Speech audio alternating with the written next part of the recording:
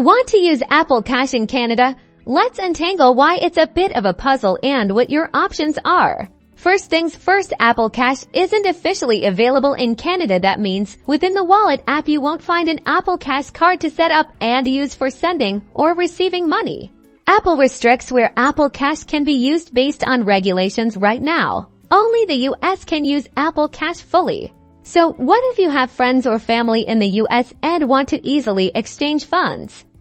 Unfortunately, even sending money from a US Apple Cash account to a Canadian Apple ID isn't possible.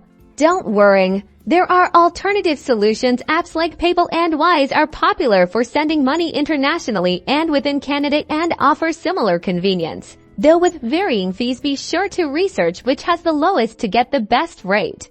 Though not a direct replacement for Apple Cash, Apple Pay works in Canada at most retailers that accept contactless payments. Your normal credit cards on your Apple Wallet will work perfectly with Apple Pay. For payments within Canada, Interac transfer is a widely accepted and simple method tied directly to your bank account, making it a fantastic alternative. While we hope to see Apple Cash arrive in Canada someday, these workarounds offer convenient ways to send and receive money in the meantime.